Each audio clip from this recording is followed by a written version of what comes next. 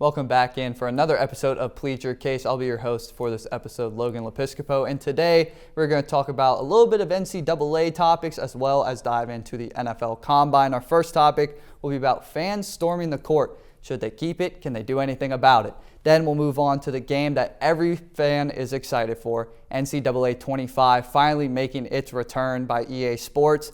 And we'll end it all off with the NFL Combine. Marvin Harrison Jr. has opted out. How will that affect his stock? And we'll talk about our players we want on our favorite teams. So sit back, relax. It's time to plead your case.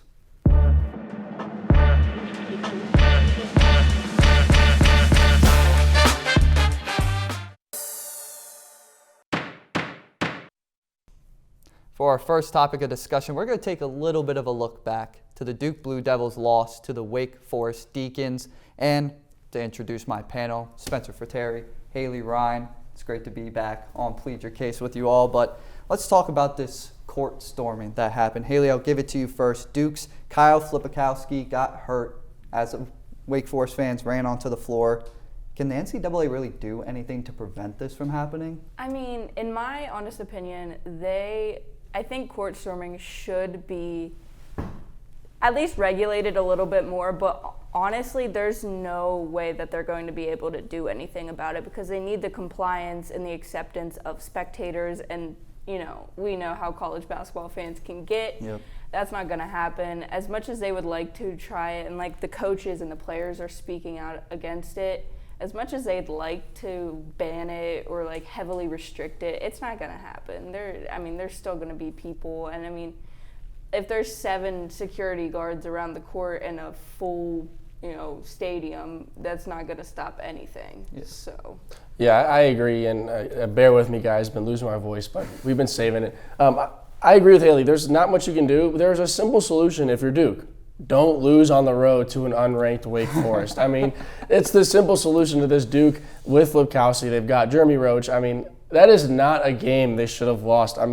So again, you can try to regulate it. You can try to tell fans to wait, but with the 8 or 9 security guards, like Haley mentioned, on a court, you're not stopping a whole student section, and especially those D1 sections. There's a lot of fans that go to those games, and they go to those games to watch one of the oldest traditions of all time, which is trying to upset a team. And we've even seen it kind of transition into collegiate football now, where fans are storming the field, taking down goalposts.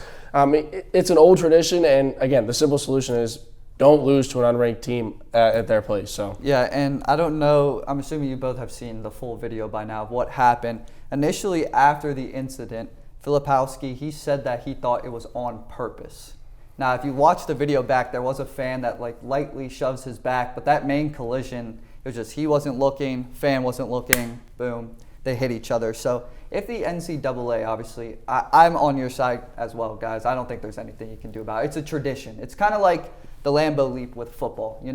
Say a player does get hurt, you're not going to take that away. It's tradition. It's something that's been going on for years on years, on decades. But if the NCAA were to try and find a way to stop this from happening, how could they potentially do that, Haley? Honestly, I think the biggest thing, like I said, they only have 8 or 9 security guards on the court. If they would up their security, kind of regulate a little bit more, I feel like there needs to be more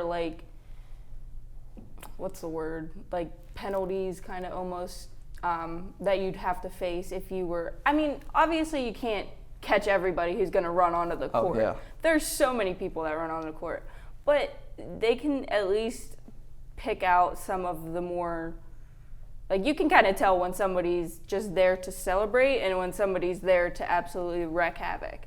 So I feel like being able to supply security to the team and the athletes and everything is going to be the biggest thing going forward. They don't have to necessarily ban the entire court storming thing, but they need to definitely up something, because while Filipowski's injury is not as horrible as it could have been, It's still bad, but the next person that could be injured in this may not be so lucky. So Right. It's and it's not even just the athletes, it could be the coaches that are injured, it could be other fans, and then that opens a can of a lawsuit. If a fan gets injured, everybody's pulling the lawsuit game anytime now. So really, you got to be careful. So I think taking high security measures is like the best thing that they can do. Yeah, I think the best way of regulating, and kind of going off that, we saw that earlier in the season. We kind of got brushed off with the Caitlin Clark Ohio State incident. It was a similar incident. It was a court storming, but Caitlin Clark she made a good job of getting off the court. But at the end of her, like kind of getting off that court, she runs into a fan, and some people said it was the fan's fault. Some people said Clark kind of intentionally tries to push slyly to make it look like it was the fans' fault. Nonetheless, I think really the only way you can regulate this in basketball, because I don't see it getting banned anytime soon, and I'm against it getting banned. I don't think it should be banned, like Logan mentioned and like Haley mentioned. It's a tradition. It's something fans want to see. I mean, it's a lot of people's hopes to go to a big school. You get the upset, you get the storm on the court. But I think really the only thing they can do is relay a message. Let the guys go through the lines, let them go through the handshake lines, let the team get off the court, and then you can rush. But again, all of this comes back to, while upsets are things in college, if you're Duke, Filipowski got injured and thankfully it wasn't bad, but you can't lose to a Wake Forest team like that on the road. It just can't happen. I mean, yeah, so let's move away from the court storming. Obviously, everybody has their own opinions about it. We've shared our own. It's about to be March. One thing everybody cares about is March Madness, filling out their brackets, the men's side, the women's side. There's a lot to talk about, and we've got a few weeks to go still. So we're just going to give some of our favorite picks or things we're looking at as we get closer to March Madness. Haley, I'll give it to you first. Well, one thing that I'm sold on personally is UConn repeating. I mean, love it. Love it. That's just me. Also, I was holding a grudge against UConn because Spencer, he won last year right. off of that, yeah. After I was leading for like most of the tournament, and he beat me last minute with UConn. So I'm holding a grudge, but I'm cheering for them this year, So I just, that's one that I think I've got set in stone with UConn repeating. I mean, I think South Carolina for the women is going to win. Oh, yeah. Because, I mean, they're just dominant. Yeah. I mean, but those are like my two set in stone ones that I think, hopefully, I mean, nothing's set in stones in sports anymore. So. Yeah. I love UConn as well too, but that's the thing that makes this tournament so fun is it is going to be so hard for UConn to repeat because they have a huge target on their back. You win it last year. You're ranked third right now in the AP polls, second in the coaches polls for UConn. They know they can repeat it, but again, this is a tournament that, I mean, we see upsets all the time. Last year, Purdue, they were one of the guys who were supposed to go and win it. They lose in the first round. So I definitely look out for UConn. Houston looks good. Look out for Kentucky. My gosh, do they look good. Rob Dillingham, a point guard who has every skill in the world. And let me mention the freshman Reed Shepherd. Kid has an absolute flamethrower. I mean, he has an absolute shot from three. I mean, those two together. And again, when it comes down to the tournament, it's really on how well your starting five is, but adding on a bench unit. And that's why I think teams like Kentucky are so good. They have a deep bench. Arizona with Caleb Love at the point guard. I've been talking a lot about BYU. They have a perfect starting five for a tournament run. They have a big man in the middle, and every other man on that floor can shoot the three ball. So there are plenty of teams that can make a run in this tournament, and I think that's what makes this tournament so much fun to watch. Yeah, I think we're all on the same page. UConn looks like the chance to repeat, but as Spencer said, anything can happen in March Madness. And as for women's, I think the women's tournament is going to get a lot more traction than it has in the past years. Obviously picked up last year in the tournament with South Carolina being as good as they were, Caitlin Clark really coming onto the scene. Now you have quite a few other individuals at LSU. Angel Reese is still there. And I think it's going to get a lot more traction than it typically has gotten. For the women, or for the men's side, I think one team that may not be on a lot of people's radar, but I feel like you have to look out for, and Spencer, you can dog on me all you want because you're more of the basketball guy than I am. I feel like Michigan State. I feel like you can never don't mind that I feel pick. like you can't ever count head coach Izzo out. I agree. I just feel like you can't count them out. Though they haven't got the best center play this year, I feel like the guards and the other 3 and 4 could have I don't hate that pick. And if you remember last year, they made a good run. It got stopped in overtime by a great Kansas State team. So, I mean, I don't hate that pick at all. It's a great pick. I'm glad you agree with me. That's going to be a first, but that's going to do it for our opening segment here on Plead Your Case. And we're going to head to the video games, talk about NCAA 25, the first game in quite some time EA's put out for college football, so don't go anywhere. Hey, how you doing? Excited to be here.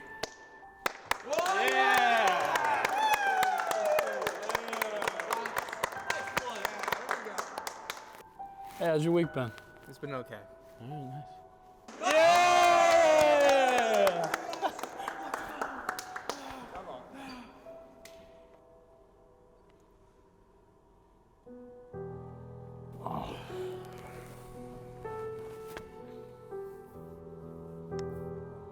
Hope everything else outside of basketball is good.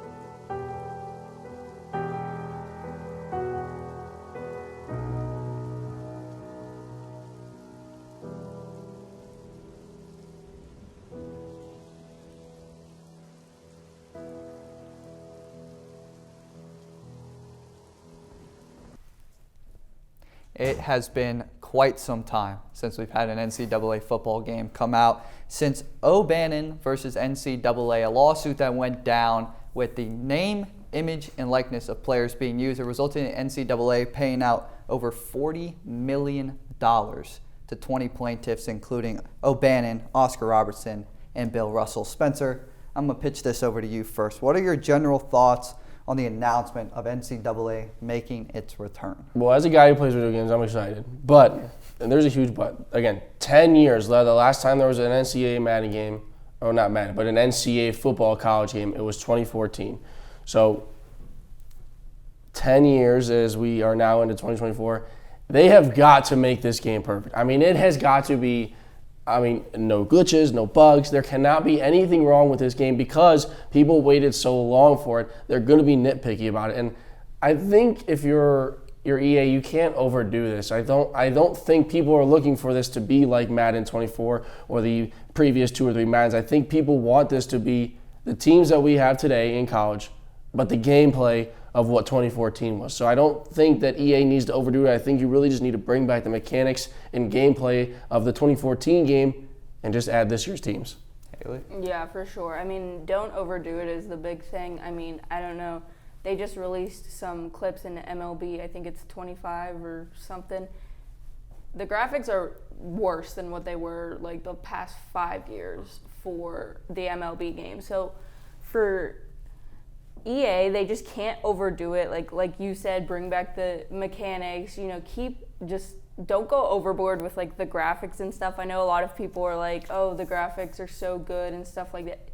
I mean, as somebody who literally wishes they played professional video games, I just think that too many graphics can really ruin a game, no matter how realistic they look. So yeah, like you said, just don't overdo it. Like just keep it simple, keep it what the fans want to see. They just want to play college football. Now, I might catch some heat for this for those watching and maybe you guys at the desk, but buckle up. I feel like this game is just Madden with college teams and players. It's the same software, same people programming the game. I mean, what's really going to separate this other than the fact that all the college fans are going to get a kick in of, oh, I can play as my favorite college team now. Sorry, Spencer, I'm going to throw you out here. All the Ohio State Buckeyes fans, I get to play with Maserati Marv and I get to play with all these other players. Like, they'll have all-time teams, I'm sure. I think that's the biggest thing you have to hit on. You've got to have all-time. I completely agree. Like you and I talked about this before we went on.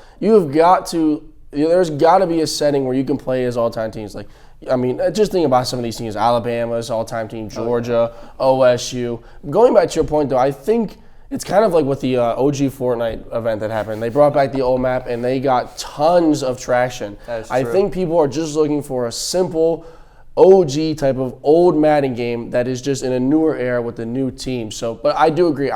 Could you, for the Ohio State, since you wanted to mention it, for the Ohio State fans, could you imagine that? Anyway. Could you imagine that all-time team, the quarterback room, Stroud, Troy Smith, Justin Fields, that receiver room? I mean, it's wide receiver U at Ohio State. You get Garrett Wilson, Santonio Holmes, Michael Thomas, Maserati Marv. I mean, all-time teams in this new Madden game would be electric.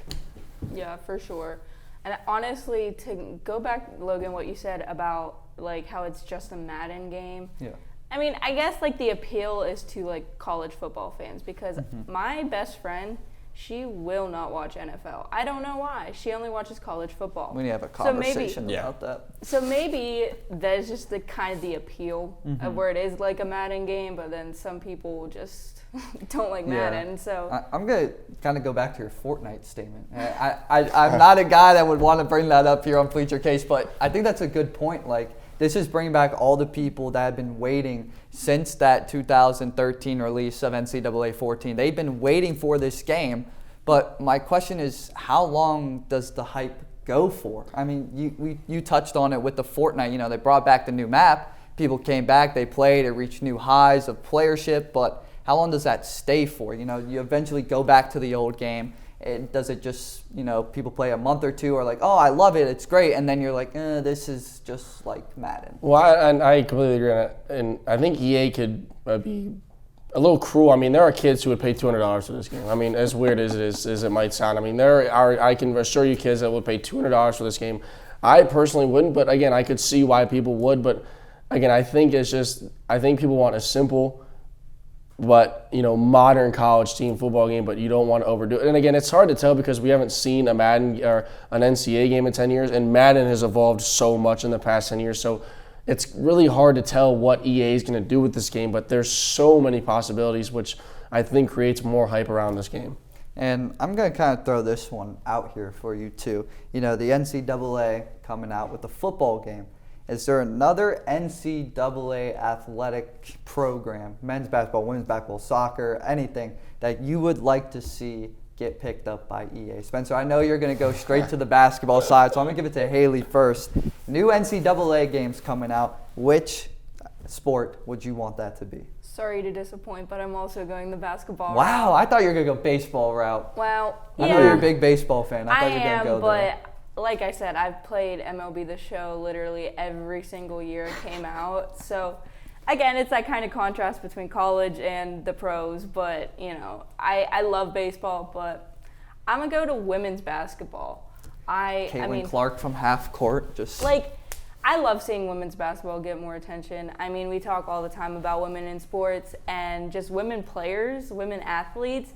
I mean, I would just love. And plus, I always wanted to play college basketball. I was never in shape enough to play college basketball, so like live vicariously through the game so I can play women's basketball on a PlayStation instead. So yeah, I mean, there's only one answer. I mean, sorry to all the other sports. I mean, I'm a baseball guy and everything, but could you imagine getting to play the March Madness tournament in game? Like, I mean, come on, that would be insanely fun. I mean, you can try your best to take a 16 seed and make them go all the way. Like, yeah, I just can't. I'm telling my brain to try to think of another sport that would even be remotely close to being fun, but just getting to play a regular season of college basketball on a video game, and then at the end of the year you get to go into the March Madness tournament, like that would just be way too much fun. That would be awesome. And we're going to stay with a little bit of college. We're going to talk about the college players going into the NFL. Marvin Harrison Jr. has already said no combine, no pro day. How does that affect his draft stock?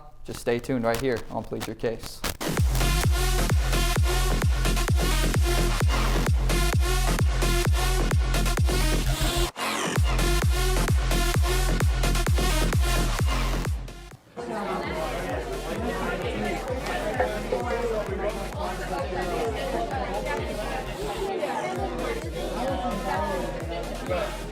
Are you good? Yeah, I'm fine. I'm good. What's your plan? I'll probably just walk home. You walk? Yeah. You didn't drive, right? No. Be safe. Yeah, I'm probably gonna get going now. Alright, put some cool water on your face. Alright.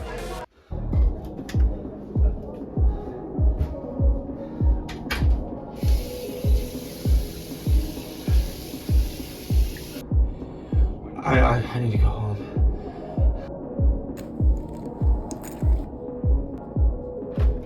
Hey, where you going? I'm walking home. I'll see you boys at the next one, alright?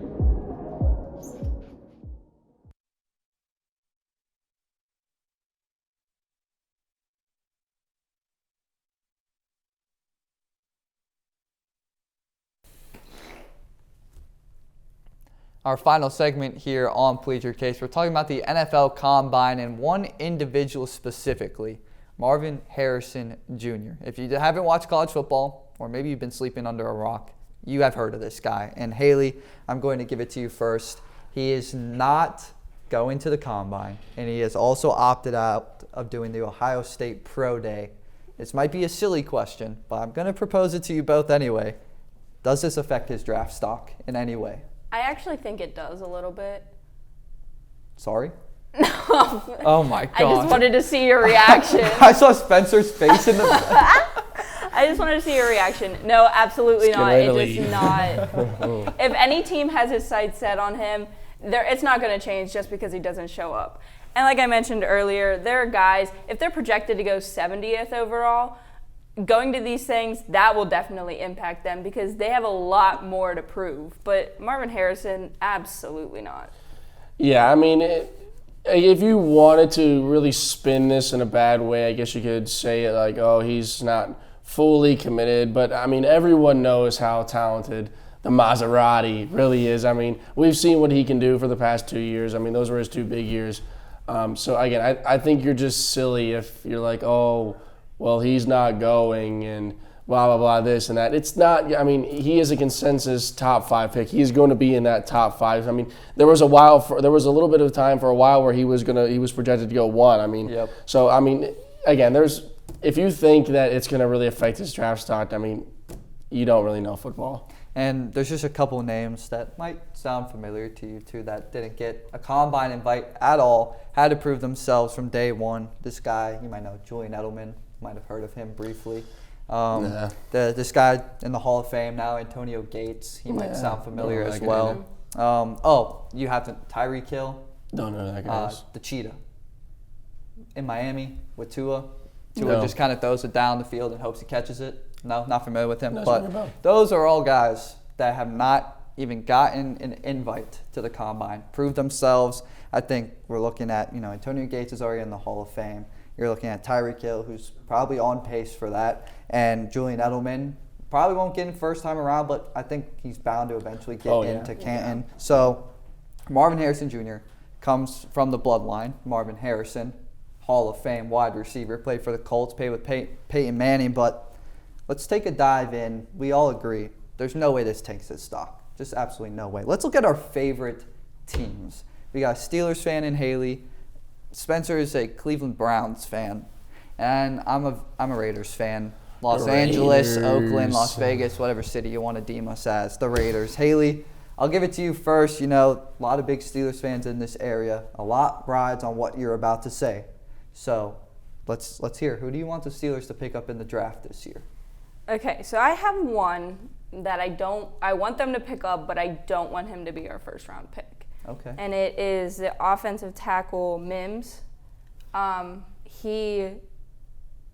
don't want him as our first pick though, because he only played 8 college games, and that's not like a very reflective. That's not what I want somebody in the first round. And I've been running a lot of simulations, and a lot of guys have us taking him in the first round, and I just don't think that that's a first round pick because he was out for his freshman season. He just didn't play. Then he was injured in his sophomore season, and then he has one more year, but he was out for the season following his junior year, and instead of going back for the year, he opted to go pro. So to me, I mean, he's a great player. He is 6'5", 330 pounds. So, I mean, first of all, the question is, my dad and I were talking, I want to know the guy who injured a 6'5", 330-pound guy because... He probably did it himself. It was you? Yeah. I'm like, if he got injured, I don't know. But I'd like to see him in a Steelers uniform, but I definitely don't want them first round like everybody's saying we should go. Just not for me. Well, this is an easy question. I mean, you asked who I would want to see in a Browns jersey. The answer is simple: Marvin Harrison Jr. Okay, so as a Browns fan, all right. I have an unrealistic All right. I could say that too for the Raiders. All right, well, then I'd call you delusional. So Caleb Williams, how about that? Delusional. 13. Okay. If in all seriousness, as a Browns fan, it was a good year for us. If I had to see a guy, it would be Darius Robinson. We already have Myles Garrett. He's projected right now to go to the Lions, and they want to pair him with Hutchinson, but I just think he'd be – and again, the Browns don't have a first-round pick, so I don't see it happening. But in the realm of realistic possibilities, I would love to see Robinson in a Browns jersey because I just think him and Myles would gel so well together on that defense. Well, you can maybe call me delusional for this, but We'll wait. I was on Pro Football Focus. Okay. Before coming in today, did a couple mock drafts. Wanted to see where the Raiders This guy's the could mock be. draft king right here. I have the pro subscription, by the way, so that way I can draft a full 7-round mock draft. But I did 10 mock drafts. Okay. All 10 of them at the number 13 overall pick was Jaden Daniels, quarterback from LSU. You might have heard of him this year. He was pretty good at football. He played pretty well, and I would be very excited to see him in a Raiders uniform because Aiden O'Connell, he did his job, played about average, most of the time below average, I will say. But Jaden Daniels, I think a quarterback is just the way the Raiders have to go in general because Aiden O'Connell, like I said, mostly below average play. So my concern, and you guys will remember this name, in 2007, Raiders also drafted an LSU quarterback, considered the biggest bust to ever come across the NFL. As Jamarcus Russell. So that is the one thing that's holding me back. That's the one thing holding me back, though. Because we saw Jamarcus Russell 3 years, didn't watch tape. They gave him a blank tape. He thought it was a blitz package. So. Welcome to the Bus QB Club, Johnny Manziel. Nice to meet you. We both had quite our fair Yeah, share. Haley's down there. She's got a big bench she's had for her entire life. And now she has Kenny Pickett. So she's slowly about to join us in that conversation. Well, I'd like to call you delusional. I don't mind that. But you guys got to get a quarterback, but I think Caleb Williams is out of the realm, obviously. I also don't understand the Drake May hype. What's the hype around the UNC quarterbacks? I feel like none of them There's just never been a good one. I completely agree. Kind of like Ohio State. All right. Okay, really? Justin Fields, I had to CJ throw that Stroud. jab out there. But, Haley, for the Steelers, offensive line, that's the way you think they should go later in the draft. Where do you see them potentially going in that first round of the draft then? You know what? I would really like to grab a wide receiver because with I know we're kind of stacked, but Deontay Johnson's coming up in his contract, and realistically, I don't think we're going to sign T. Higgins, which is who I want. But everybody wants him. Yeah. Exactly. But I do have an unrealistic pick. Oh boy. And I forgot. Listen. This is not going to happen. Cook it up. And I forgot Spencer was an Ohio State fan, so he might glare at me. Wait, what? I'm a Michigan fan. Oh, that's where this is going. And listen, while I'm high on Mason Rudolph, I'm somewhat there with Kenny Pickett. I want J.J. McCarthy. Whoa, really? Yeah. I've heard a lot of people not want J.J. McCarthy. The more I watch games, the more that I realize, he is just, his throws are so refreshing to me. I'm so scared right now. Spencer, are you okay? I'm so scared right now, dude. You're wearing blue. Okay, all right, really? Go blue, right? I'm wearing pink, though, so you could, No, we're not spinning it like that. Absolutely not. It was worth a try. Realistically, not going to happen. We're riding the Kenny Pickett, maybe riding Mason Rudolph. But, I'm a Mason Rudolph fan. I don't care what anybody says. I've kind of got that consensus. Spencer, I don't know if you have. I feel like a lot of the guys up here on the floor and just Steelers fans I agree. have said they'd rather have Mason Rudolph at the helm next year. Well, I don't mind it. Being Kenny didn't look exposed to too watching Mitch Trubisky play football in a Steelers uniform, we're kind of grasping at straws here for anything. Fair enough. So Mason Rudolph coming out and doing that is kind of, what everyone was praising him if he walked on water, because he basically did after watching Trubisky play. So, we're not going to take a quarterback, but I want J.J. McCarthy.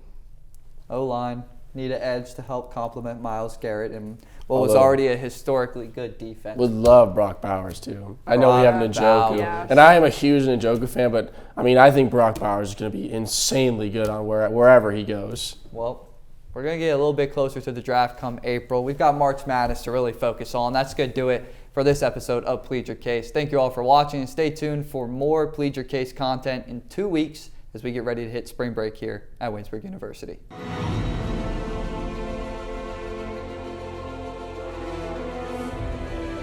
This has been a production of Waynesburg Community Television.